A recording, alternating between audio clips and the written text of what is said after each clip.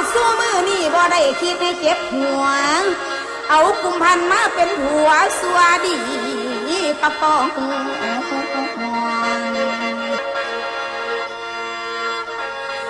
สุมนทาจากเมืองมาแสนคิดทอด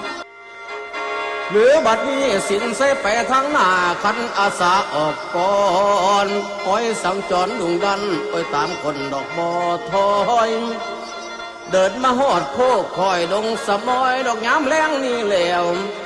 พอตะเว้นสีแดงได้พบผ่านดื้อสาวน้อยโอ้ยสินไส้เอ้ยอ้ายนี่คิดน้ำหนองย่านหลงคล้องน้ำเนาสันได้หลา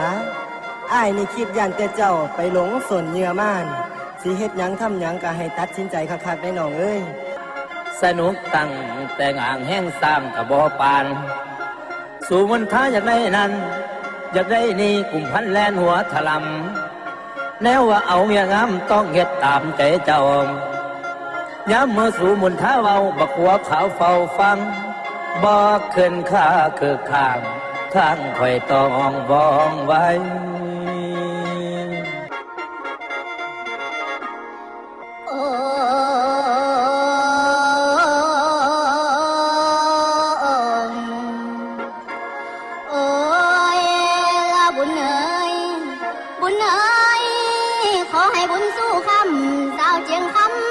พ่อคู่สาธุเด้อให้ได้ผัวผู้ให้ได้สู่น้อผู้โกมาโซเขาแม่หัวมอนอาวันน้ำโอ้ยน้อโอ้ยน้อ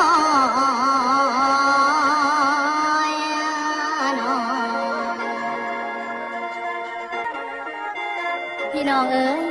สาวเจียงคำมีเขาของเงินทองใส่ก็พอใจอยู่ดอกแม่แต่บ่มีผู้สอนใจย้อนคิดอยากมีหันแล้วโอ้ยพวกผู้สอนล้อมซ้ายก็จังแม่นอึดแม่นอยากเบิดแล้วบ่คือบ่กายมาพี่จัก2 คนแดโอ้ยงามดีงามทุกแถวหนห้องย่ามมองเรียบลำทั่วสะพังบวกน้ำเต็มตุ่งแต่เตาป่าธรรมศาสตร์แห่งนี้สวยงามถืออกถือใจแต่แท้โอ้ยอยากมาอยู่ที่เด็กคือสิอายุยืนยาวน้องอายน้องโอ้ยแม่นพวกอายมาจากแดนใดคือจะเดินทางไกลน้องไฟประสงค์อย่างแท้น้องลำแลดูหน้าถึกสายตาเบิดทุกอย่างอยากได้มาสวยสั่งเมืองบ้านห่วมเฮียมเบิงเดสื่อเสียงเฮียงน้ำอายสื่ออีหยังน้องบอกเจียงคำแน่เซิร์นไอไปนอนห้องหอห้องสากรพักผ่อน3-4 มือมีแห้งแล้วจังไปอายเอ๋ยโอ้ยนับว่าบุญหัวแล้วแนวประสงค์ใจใส่นั่งเอ๋ยคิดจังได